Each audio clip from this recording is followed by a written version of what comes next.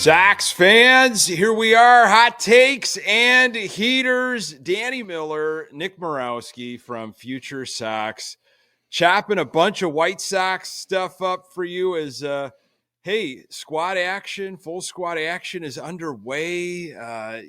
Man, Jerry's going to go ask for a bunch of money, probably will continue.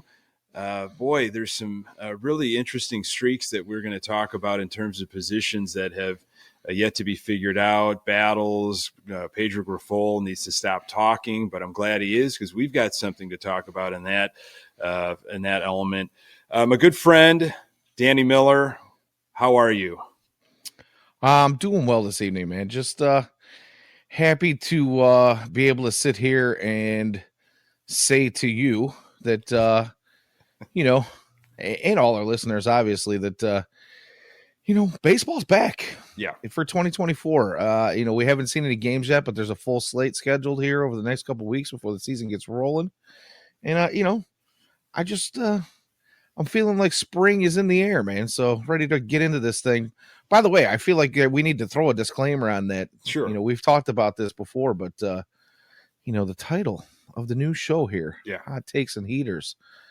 Obviously the heaters is going to refer to me just ripping through them as we go on. And you've started already, which I appreciate. Yeah, I did off screen. I did have one going, but I just wanted to preface the fact that you are not a fan of the hot takes, but and I really don't feel like you have hot takes either. But not so hot takes and heaters is just a long title for a show. Yeah. So. Well, it rolls off the tongue. I have gotten to know you a little bit more over the last few weeks and what triggers, a lung dart and when you fire one up and what gets you all kind of hot and bothered. So I might be, hitting that trigger button a little bit more throughout our time together. I'm going to give you Sox takes. I'm no short on opinions, as anybody knows from the lockdown days, from joining me on Good Guys Talk Back, passionate, lifelong. I'll be consuming just as much White Sox baseball this season as I ever have. And that's insane when you talk to other people that are either casual Sox fans or maybe they're perhaps Northside fans or they happen to be baseball fans and they just can't believe it. When you say to somebody, Danny, I spend my time following the Chicago White Sox. I mean, what's the reaction and what do you say to that? Wow. So I believe it or not, I actually just spent, the better part of the weekend, actually the entire weekend and the Thursday and Friday before this past weekend working at the RV show over in Rosemont. And I came across a lot of out-of-towners, including some of the folks that I worked with that came in to help us handle the large crowds there. And a lot of folks, when you get to talking about where they're from, favorite sports teams come up, right? And I start telling people that I'm a big Sox fan and I've been doing some White Sox podcasts. They look at me and they're like, "Oh man, I'm sorry." I'm so sorry. But the answer to that really is as much as we sit here and grind it out, the reality is it becomes part of you. It's in your blood. When you're a fan of a team, as long as you and I have been of the White Sox, good or bad, you're gonna obviously have some passionate thoughts about what's going on. And like I said before, and I'll say it again, doing these shows is almost a form of therapy for me. It is. I've thought about creating another White Sox podcast and calling it Sox Therapy. It's just because there's a lot of stuff that has gone on in my life, as I'm sure with you and with the other Sox fans, where you go to the White Sox, even when they're horrible, as a sense of comfort, because that's all you know. And you have some sort of memory, maybe a fan, a family member, a partner, or just, this gets me away from what's going on in my life, and I can just escape just about every evening for 6 months, hopefully 6 months plus, and watch the White Sox, almost like just tune out to anything else that's going on. Now, when you are really hanging on this team, it brings out a bunch of emotions. But at the end of the day, I'm with it no matter what. And what we've seen the last couple of years is really disturbing in my mind. It's disheartening. I'm confused in the direction. The transparency is really off putting. And the big ticket item, Danny, is the 78. Right now, it's the South Loop Stadium. It's don't look at what we're doing with the team. Don't look at the lack of money we've spent or the type of deals that we're doing or anything that Grafol says. Focus on this shiny new toy, the renderings and the potential of the South Loop Stadium.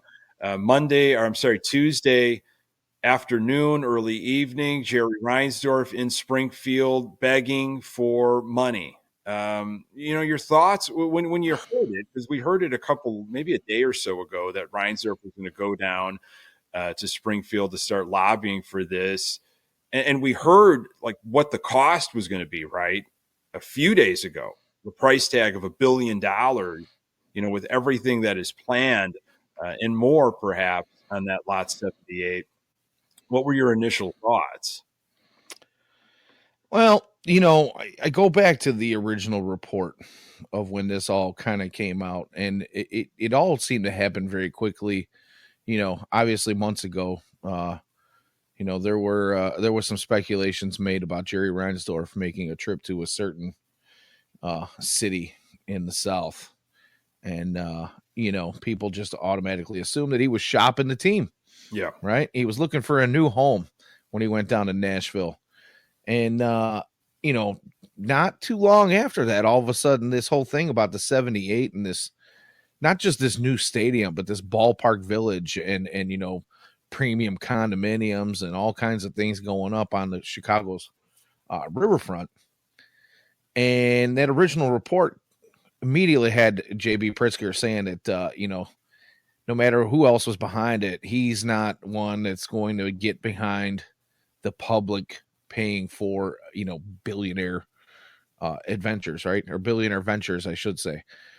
The other side of that coin, though, is J.B. Pritzker being part of a family that he is. That is, if you run down the list of names, there's like 11 or so of them that are like in the top 1,500-ish richest people in the world. And their family wealth is in the neighborhood of $37 billion. One of those ventures happens to be, and probably their biggest venture happens to be, ownership of the Hyatt Group, right? Mm-hmm. And then you start to wonder, maybe Jerry Reinsdorf's going down there and pitching, some of the returns that the city and the state are going to get from this thing. And, J.B. Pritzker can't go out there and throw his name and his own money into the hat because that would be a conflict of interest. But maybe a certain Hyatt hotel chain in the area on the complex, maybe parts of that chain, restaurants, bars that are attached to them, could have a bit of an arm twisting kind of reaction. I don't know, but $1 billion is a lot of money, right? So it's a lot of money, and I know it's not just for a stadium. There's a lot of other things that are going to be going in to that area. We talked parking, I think, a couple of weeks ago. I'm not going to get into the whole parking situation. I know that that's a trigger for a lot of folks, but you got the Chicago Bears that. I don't know what's happening with the Arlington situation, and they've got a lot of money. Their ownership group has a lot of money. They want to stay somewhere on the lakefront. I don't know where that would be. Are the Bears and the White Sox fighting for this lot 78? I don't know if they're fighting for this lot 78. And again, going back to that original report, there was it was said that it was going to be, kind of a standalone one-off, single-use stadium for the White Sox. They didn't really want to share it with anyone else, kind of like how they don't right now with, the current stadium. You might see a concert here and there after a after a ball game as a promotional deal. But it's not like Wrigley where you're getting, Dave Matthews and you know, uh, Foo Fighters to come out, a lot and do these big shows, just for a few examples. But for it to be a multi-use sports complex might make sense. But at the same time, if again, I don't want to get into the parking thing, but Yeah. football is a tailgating sport, right? It just is. Yeah.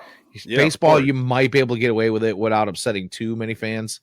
But not having any kind of real tailgating is going to kind of, I think, kill a lot of, what Chicagoans especially. I mean, 8 games a year, right? Right. So like it's once a week.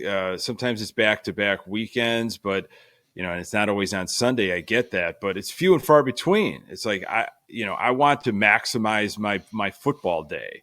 It's a whole thing. That's multiple hours before a game. I mean, I've tailgated for 7:00 night Bear games, like Sunday night games. I've started tailgating at like 2 or 3 whenever they were allowing us in. I don't know how we were doing it, but we were doing it. It was insane. But that's how it goes. I don't remember how. I don't know how you remember doing it when you're going that long and that hard. Yeah, that's someone's reminded me. Let's just put it that way. Roger that. Yeah. So I mean, look, I hear the whole Pritzker stuff, what he's talked about. I've tried to read as much of the Cranes article as I could. There's a lot of ins and outs, man. There's a lot of stuff going on, a lot of moving parts with this, a lot of little backroom deals. How things work if you've been paying attention for any amount of years in Illinois, especially if you go back to how the previous stadium was built back in the late 80s, New Comiskey. So, yeah, Pritzker saying one hand, I don't believe in, public money for billionaire ventures. But he's also said kind of like almost with but if there is return, if it's good for the city, if it's good for the state, and that could be ultimately what happens is he could come around and say, well, I've seen the plans. I've talked to the investors. The projections are really impressive. We don't want to lose the Chicago White Sox. We think it's good for the city, for the state. And here you go. Jerry gets his way once again, which is really infuriating to me just as a fan that, he is begging almost in a weird way, like going down there and asking for money and for these handouts. But the White Sox are one of the only 2 teams in all of baseball, Danny, that have yet to give a player a $100 million contract, that refuse to play at the top of free agency classes. They do not pay premium money for premium talent. Reinsdorf has talked about his issues with giving large contracts to pitchers, especially lengthy ones. That hits. It's one thing if Reinsdorf has been paying, and paying, and there's been big contracts, and he's throwing money around to build, a team year after year. It's like the Sox are always in conversation when it comes to free agency. That would I don't know if it would be a little bit more easy on the stomach, but now when you don't spend any money on your team for years and years and years, especially critical moments when you could have during those pivotal rebuild moments, Manny Machado, Bryce Harper, this just makes it even more nauseating. God, you hit on a couple of things that we could easily segue into one of our other topics that we want to get into tonight. But yeah, no, I totally agree. It's just disappointing that, when he's got his hand out, he's quick to act, right? Yeah. This all is happening really quickly. But when it comes to Sox fans wanting something in return for their investment, especially those, long-term season ticket holders, right, that go in and they spend their money game in and game out, and prices just continually to rise. And it just feels like a shot in the gut. It just feels like we're not being paid attention to. We're not, we're not being given what we feel like we deserve. At least, give us something entertaining, right? And it's been pretty difficult to get that out of the White Sox this last couple of seasons. But before we move on, I did want to kind of point at some of the comments we have here in the chat, and the Eradicator believes that the Bears are a $6 billion business, so money goes to the poverty class White Sox. And on that one, Yeah, I will have my inaugural heater here on there you go, man. hot So takes and heaters. we're learning, what sets you off, and not only am I learning, but viewers and listeners are going to be learning as well. And I think that could be a fun game throughout the season. It's just, how can we get my goal is to get you, smoking maybe 2 cigarettes at a time, not as a novelty, not as a joke, but because you need it, because of the content that we're talking about and the issues that are happening with this White Sox ball club of ours. So, we'll see what happens. We've talked about, the lease isn't up for X amount of years at guaranteed rate field. Why are we worrying about something like that? Man, all that stuff has got to get lined up way in advance. Okay. All of those decisions, all the money, all the planning, all that's got to get figured out well ahead of time.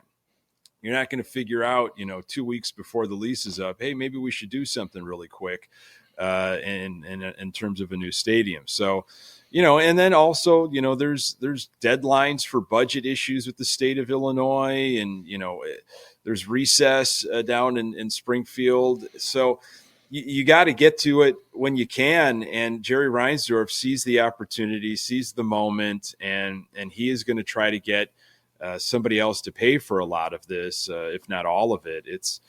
And I know there's a lot of other details in the weeds stuff, but on the surface, it's sickening. Here we go once again. And it started with the threats, the empty threats of, exploring Nashville or whatever. I mean, that happened back in the late 80s, with Florida. Now, Florida went deep, in terms of building a stadium, really thinking that the Florida White Sox were going to be a real thing. And Reinsdorf just completely knew exactly what he was doing the whole time, and left them high and dry. So again, when people say, "Oh, Reinsdorf, he cares about fans, he's going to do anything he possibly can," no, he doesn't. He doesn't care at all, especially not the way you and I would want an owner to care. Now, how many owners are actually out there in any sport that are really doing the fans' bidding, really doing what a fan wants them to do? It's probably on the low end, right? Because it is a business. That was exactly, you took the words out of my mouth. Everything's a business. Everybody's got to make some money at the end of the day. But don't believe this nonsense. He's playing it just like he did, the other time around with New Comiskey. So, and I know he's trying to sell it with the revenue that it is going to generate outside of just the Sox Stadium. They're talking about it being a $9 billion investment in the city, the core of the city, the infrastructure, and everything that's going to go up around the stadium. And I've heard some crazy numbers about possible $4 billion in revenue per year and $200 million in taxes. There's all kinds of crazy stuff. And I'm sure he's selling, the 10,000 construction jobs that they're talking about it's going to create during the time of building, and the, whatever it is, 22,000, I think they said, permanent jobs. He's a salesman, right? Obviously, he's been in real estate forever. So he's got some tricks up his sleeves, I'm sure. Yeah, I mean, sure. I'm sure it's going to be. I would hope that it's even more beautiful than the renderings. I hope that it is something that fans flock to, that can find parking, and it's just something that is rocking all summer long. But if the team isn't relevant and they don't invest in the team, I think you will find, if you look at other gems out there, stadium-wise, the fans drop off, attendance drop off. Now, I know Pittsburgh isn't Chicago. I get that. But what I'm trying to say is like it loses some of its luster. It's like, okay, cool, beautiful stadium. They're all over the place. That's, you'll draw some people, but I just don't think people are going to be showing up, especially Sox fans, in droves, over and over, year after year, if the team is still a poor product. Yeah. No, I don't. Well, I mean, from your lips to God's ears, because I know I'm sitting here looking at a screen in front of me as you talk, and I'm looking at a former White Sox season ticket holder, and Yeah. I know you are not the only Yeah. one in recent years. So, I think that speaks volumes. It really does. You can give me a brand new stadium and a beautiful area, but why am I going to spend my hard-earned money? Especially when you want to tout the Sox fan base as being the blue collar fan base of the city. Everybody wants to talk about how the Cubs are the best in first fan base because attendance numbers, and they got a trophy case full of those attendance trophies. But the reality exactly. is I'm not gonna bust my hump to spend a small fortune to go to a game, because that's really what it comes out to for a family these days now with tickets. And I know they're going to talk about parking, but by the time we get to 2029, and supposedly there's like a 400 some odd space parking garage going up, yay, whoopee. The money, how much do ticket prices increase when we have this brand new stadium and all this stuff around it? And how much are you going to be paying for a hot dog and a beverage, and or the bars that it's on premium landscape now when you're sitting on the river? Yeah, all of these things are obviously a ploy to make some money for Jerry and for the team, but you're just making things a little uneasy for some of us to go out there if there's not a quality product in the field. Speaking of product, you've got everybody in camp. You've got full squad workouts now. You've got the first spring training game on Friday, February 23rd against the Northsiders. It's happening here. We're seeing what Pedro Grifol can do in his second year as White Sox manager. Depending on who you talk to and what you've read, the clubhouse has completely been reflipped. Like, we've changed everything. How can anybody say that we have a 0.0 chance? Have you seen all the changes that we've made? All the new people we've brought in? Yeah, people saw it and they said, yeah, I'm still giving you 0.0. Right. All right.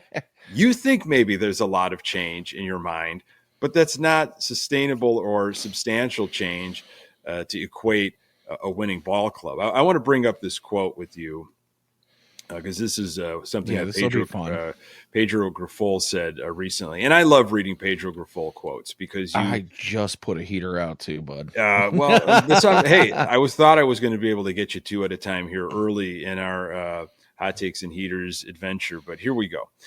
This is from our fearless leader, Pedro Grifol. We had a great season, Grifol said when he was asked for tangible reasons why the Sox will be better. From a roster perspective, we had a really great offseason. And from a preparation perspective, we had a great offseason. We did exactly what we needed to do to prepare ourselves to execute this week starting on day one.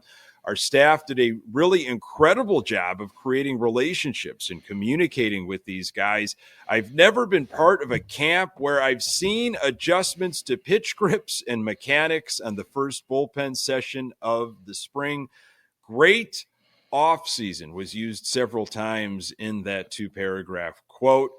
I would not define the offseason as anything great. It's different. I think there are new bodies in the clubhouse that might help Pedro Grifol in terms of his message. But Danny, how can you call this a great offseason? Well, I don't.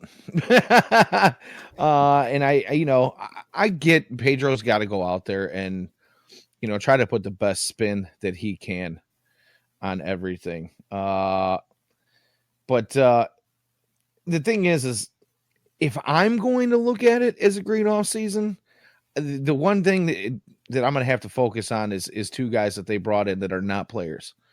And that's got to be Josh Barfield and Oh wow, just lost my mind. Bannister.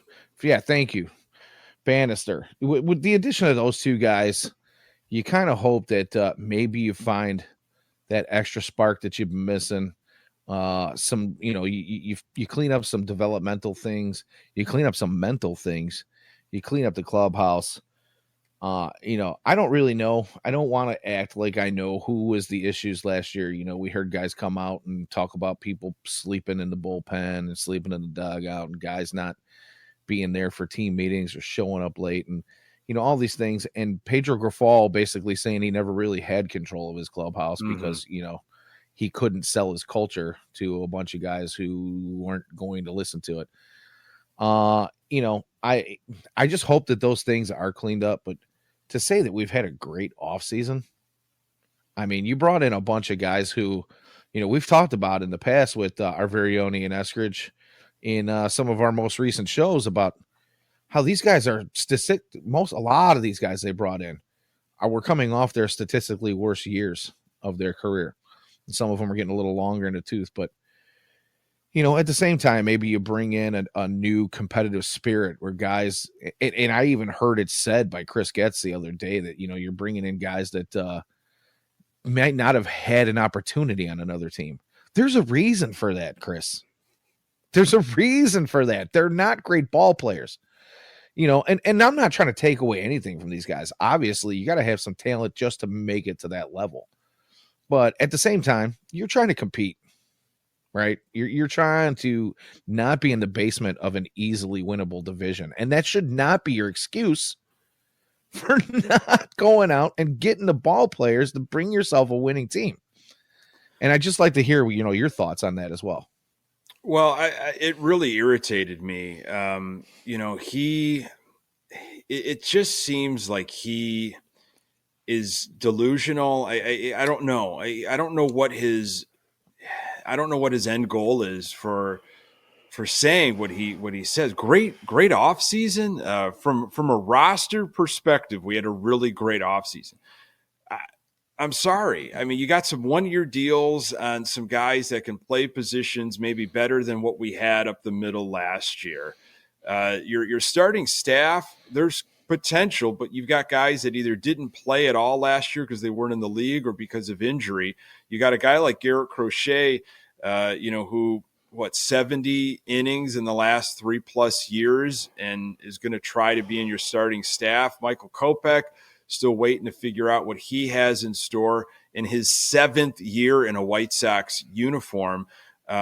This hanging question of Dylan Cease going to be traded or not. He's going to be gone eventually, folks. I guess it's just going to be a little bit down the road, and other guys that are basically just playing for their lives, right? Everybody's trying to prove something, yet we're still trying to figure out, like, where have you definitively upgraded at certain spots that have been lagging? Right field, second base. I don't know. Maybe some things will emerge, in camp, but this nonsense that he spews, it's tough for me to take him serious, honestly. And Yeah. he says that he doesn't want to do the rah-rah thing this year in spring because he did it last year and it didn't work. Yeah, but that's what he's blew doing. up in his face. Yeah, it really did. No one bought it. They're like, come on, what's your resume as a major league coach? The Kansas City Royals didn't even want you. Okay, I'm not going to listen to you. He didn't know how to figure that out.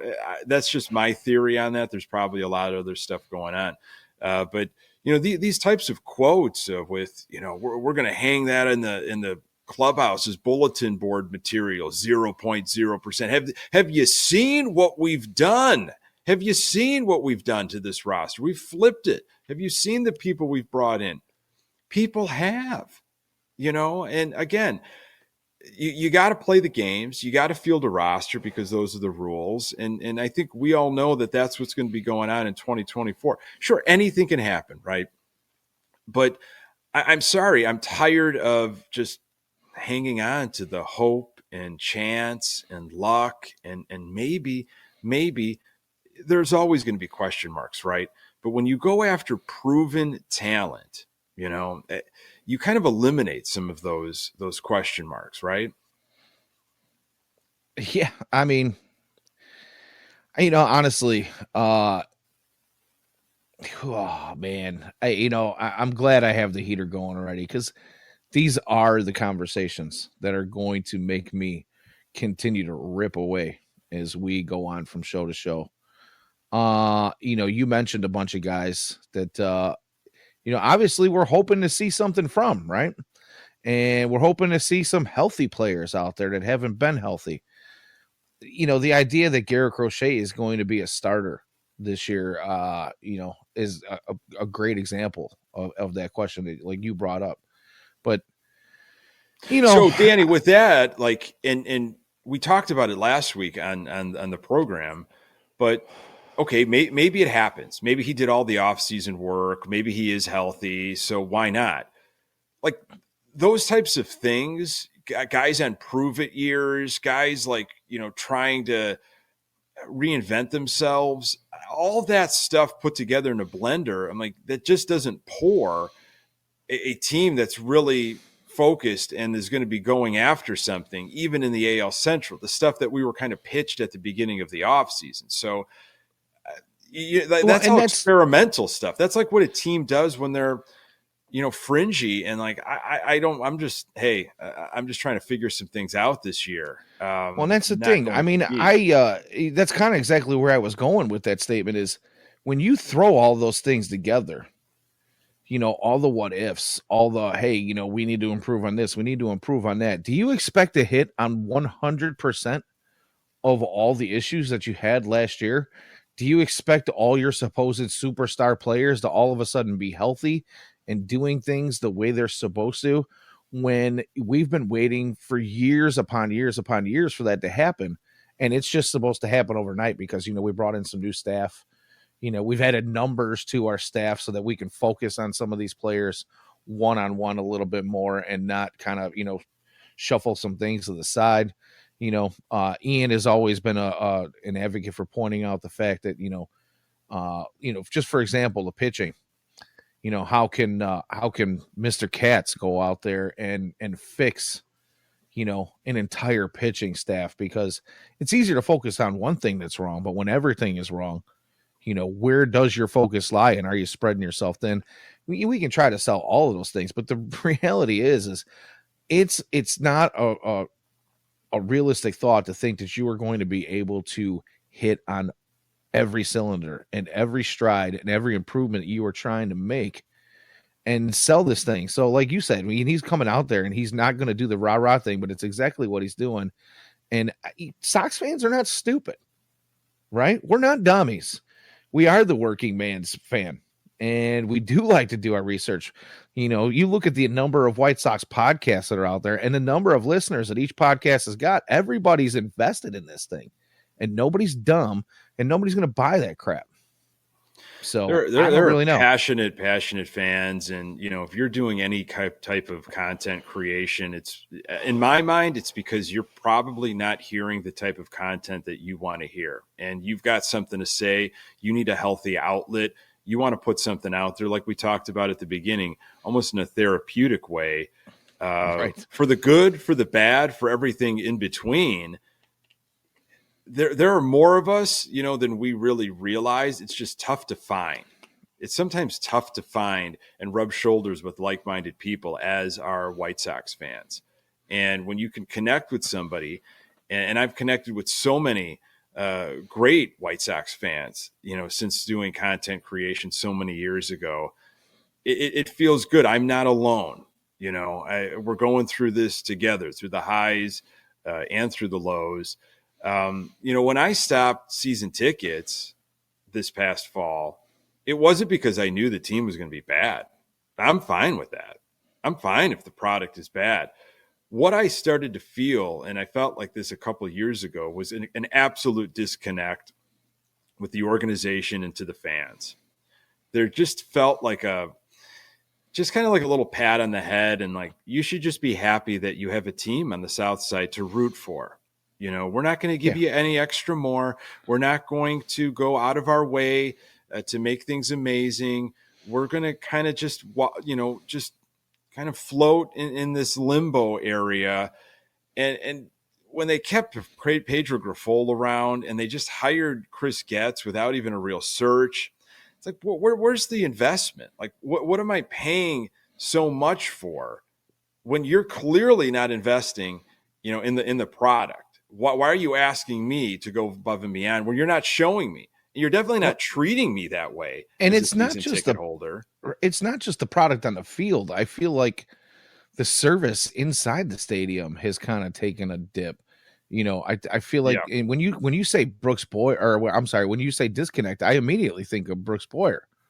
The same old stuff they run out. It is the same old stuff. But when I go into a game and it takes me, an hour or more to get through that line because of old security measures, and then I get in there and some of the concession stands are open because they're not ready by the time the game starts, and they've got frozen food they're still thawing out, or there are concession stands that are closing by the second or third inning because we just sold out, we were unprepared. Yeah, we were unprepared, and Danny, it's these relationships that Reinsdorf has had for years. The same people doing the same job, and we're just going to run it back year after year. We're not going to busy ourselves trying to get inventive or creative or connect again with fans or go out of our way to do anything. The product, show up if you want to show up.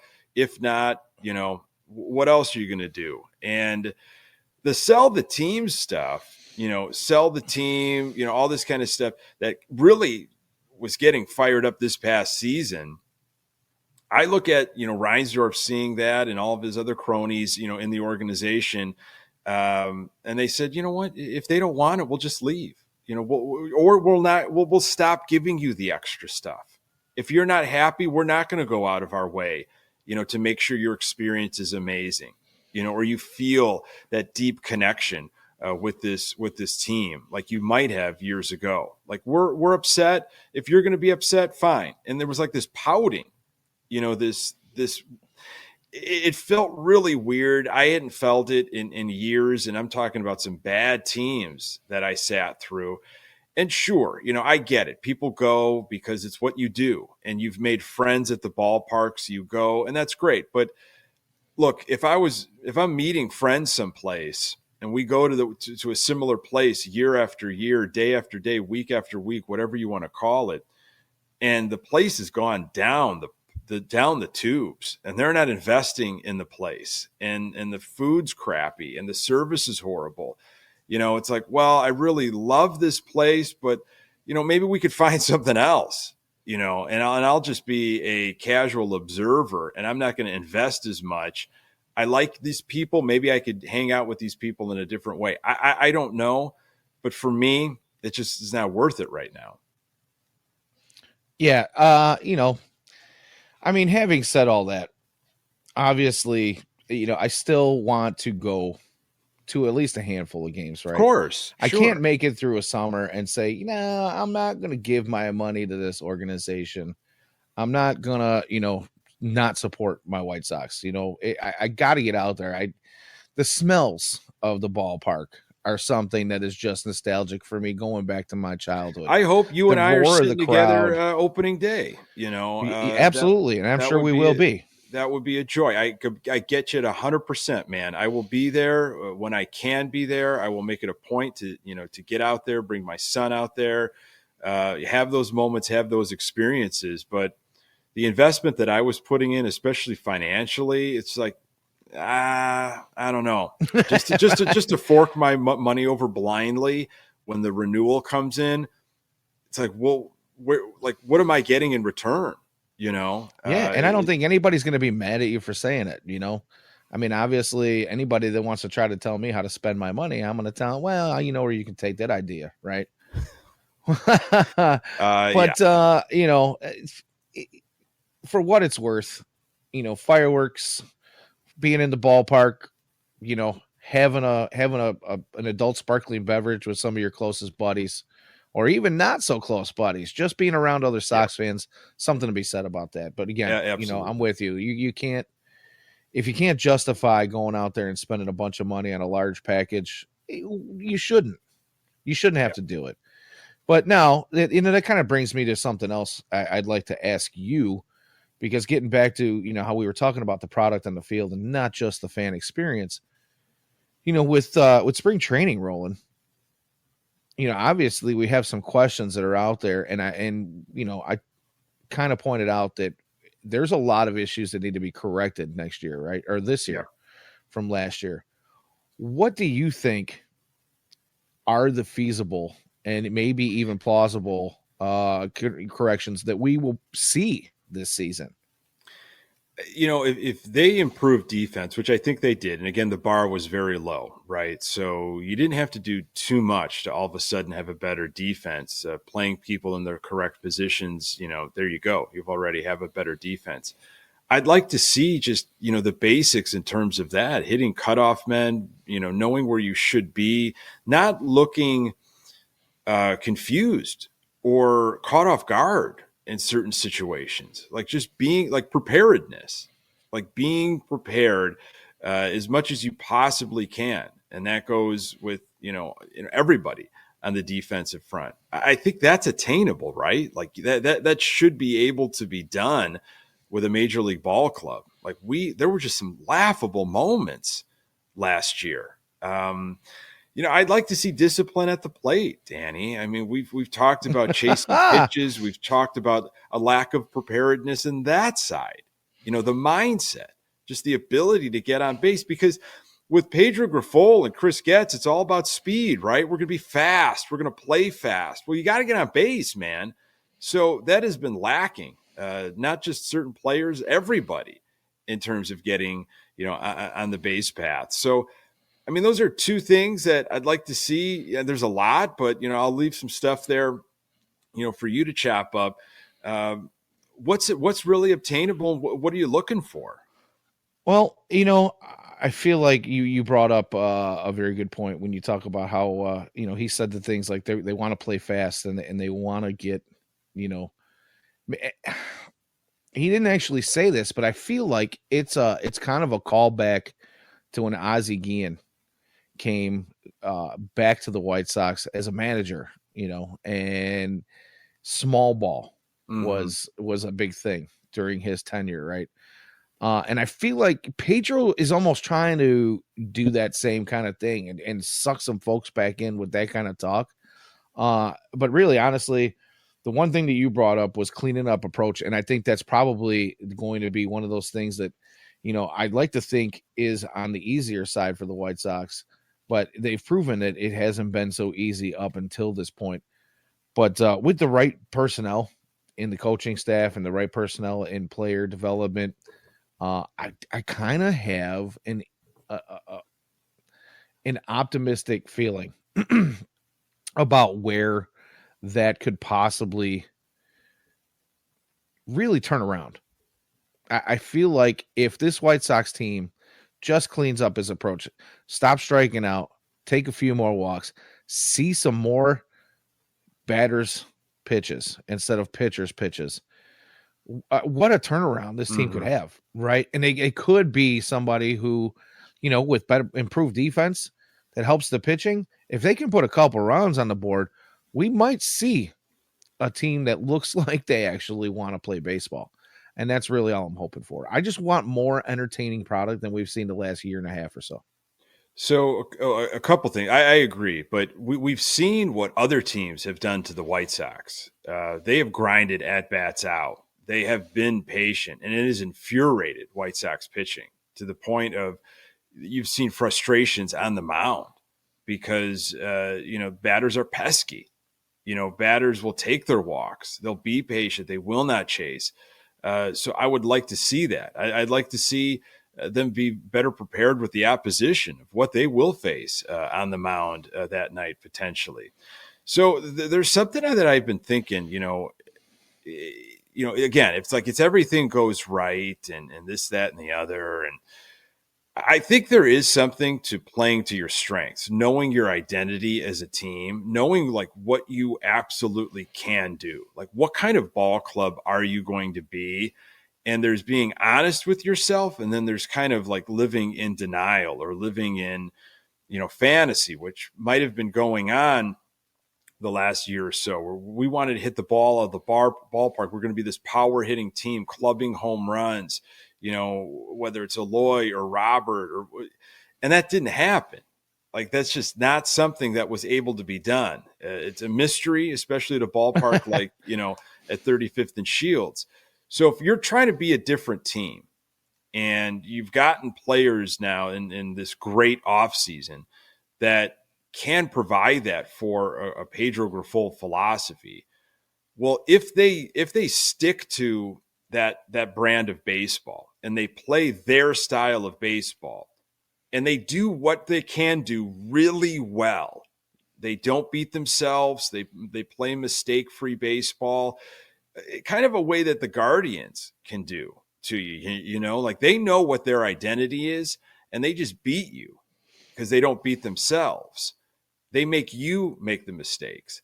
I'm wondering if that could really, can that catch fire? And you see out of the box, like, wow, after April, it's like the Sox team's kind of hanging around there because, they've, I want to say mastered, but they've done what they can do to the best of their ability. Yeah.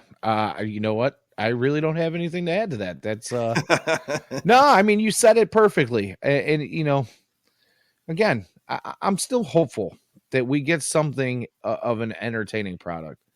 And I'll just leave it at that. I'm not going to try to poo-poo on the season before the first pitch is thrown. Right? We can look at everything on paper. Leave that to me. Leave that. I'll do that. Well, I have had my share of less than favorable takes, right, for this White Sox team over the past year and a half, and then a lot through this current offseason. And I want to try to take as much of an optimist's approach as I possibly can going into this thing, because in reality, being negative constantly is going to get us nowhere. And I don't want to be upset with the team that I am so passionate about. Yeah, at least 100% of the time. I get you. It's I think it's more of I take such a realistic approach, and like, this is the reality. Like, I'm basing it off of what you have done this off season, what you've talked about. And so, yeah, I can make an argument of I could see how things might be more enjoyable, but I'm waiting till it actually happens. Okay, to live in that moment. I can see a path where it's like, all right, things aren't as bad as we all assumed, but of course, a lot of things have to go right. Before we say goodbye. We've got to talk about this graphic that was all over. It was all over social media here on Tuesday, February 20th, and it's a really interesting graphic about how many different position players have started on opening day for ball clubs, and the Sox are just notorious, especially second base and right field. And I forgot how bad DH has been. Here we go. Is this number 4? Because someone was counting in the chats, in the comments. Well, there it is. You got it. Actually, I think the stream elements got one ahead of me there. I think this is 3, but that's all right. Okay. So I'm not going to put you on the spot in terms of if you can name all of the right fielders. We could probably come close. All the second basemen. I feel like we've been struggling with right field since, Avi Garcia. Turn of the century. But anyway, here's the graphic that I'm talking about here. So consecutive years with a different starter on opening day at a position. That is unbelievable. The San Francisco Giants are at 17 years with a different left fielder on opening day. And how about in our own division? 12 years for the Guardians with right field. We're at Sox come up often on this graphic. 11 years. So for 11 years, the White Sox have had a different second baseman on opening day. 10 years, a decade for designated hitter. That could change. We'll talk about it in a moment. And then 6 years for right field. Now, I mean, they've addressed second base, but I don't believe it's a long-term solution. So I think that streak could be going for a few more years. And they've kind of addressed right field, but I think it's going to be a battle in camp. But right field will change. There's going to be a different right fielder because Romy Gonzalez is now in Boston, and he was your starting right fielder on opening day last year. Second base, I believe it was Elvis Andrus, right? That's the obvious choice of who was starting second base for the Sox. And he's not, at least he hasn't signed with the White Sox. I think he's still looking for a team. And designated hitter, Danny, was Eloy Jimenez last year. That could potentially be a repeat. So that streak might be over. Unless he wins the right field job. There you are, Mr. Positive. And then we keep the streak going on all fronts. So I love you know, there you are. You're back. It's you know, I mean, it's just one of those things. Like, why not? You know, when the obvious becomes the norm, you just kind of get, well, you don't ever. It's a self-fulfilling prophecy. You know, it's like, well, you know, of course it's been happening for a decade or close to a dozen years. It's just, that's the White Sox way. Yeah. Meet the new boss. Same as the old boss. Thank you. Love it. I love that. I love that line. It applies to the White Sox in so many ways. So, you know, when you're talking about like, well, what's changed with this great off season? I mean, if they went, Danny, and they locked up somebody in right field for, you know, 5 years, 6 years, and said, this is our right fielder. We are investing in right field. We found the right fielder. Or if you did that in second base, I would say, okay, that's different. You've done something different than you normally have been doing. You know, if you found, you know, maybe lightning to the thunder of Dylan Cease, even though I believe Dylan Cease is going to be gone in the near future. If you went out and you got a front line starter, wow, that's different. You don't go out and you don't get starting pitching. You don't pay for pitching. Wow, that is different. You guys are going in a different direction. I mean, these little flips here and in there, and bringing a couple guys in that, you know, that to me it doesn't symbolize much. No, you know, I've said it in past shows, and I'll say it again. I am like the state of Missouri. You have to show me. You got to show me. In order for me to really buy in 100%, I need to see something. Right now, like I said, I'm just trying to stay positive. Whether or not I believe it is a whole nother, you know, ball club. We're in a whole nother realm, to be honest with you. But I'm hopeful that they do prove me wrong. And, you know, maybe one of these guys that they're going to bring up to play middle infield this year is going to be a guy who sticks. You know, maybe we have found a gamer out there in right field that sticks. But, you know, there's also a handful of free agents out there. Excuse me. Yeah. It's hard for me to say that, free agents that you know, the White Sox might go out and actually spend some money on. You know, the name Cody Bellinger is still rolling around out there, even though he's a Boris client.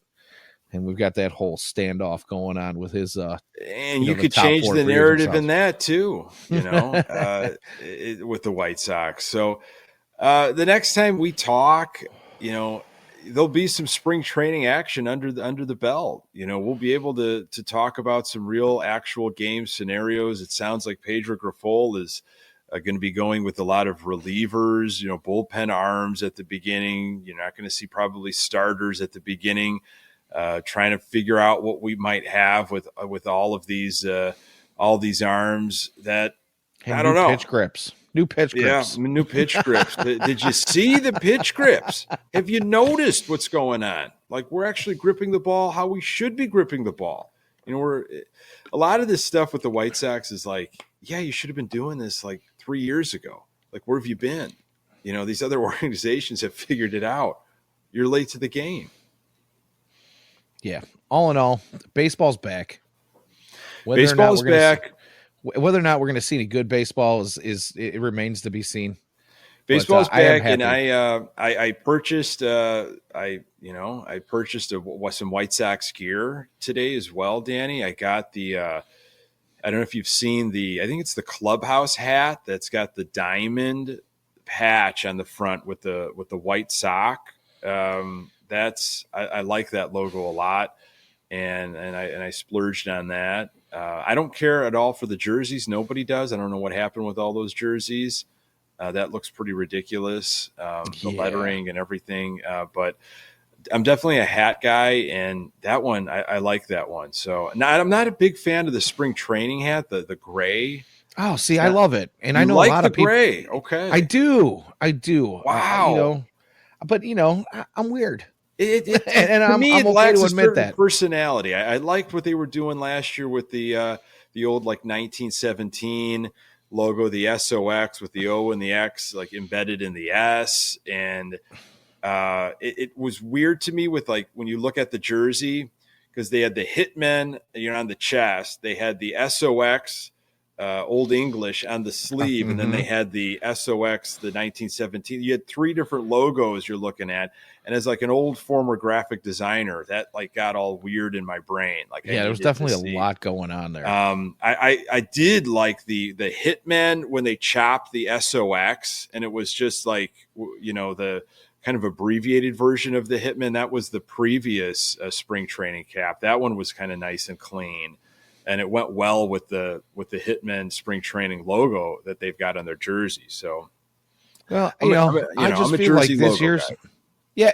and don't get me wrong, I am too, but I like a little bit of variety, and this one doesn't. It kind of lacks that, so I'm kind of feeling like maybe it's a reflection of the simplistic approach that we are taking to this off season and rolling into spring training, and maybe just getting back to the fundamentals.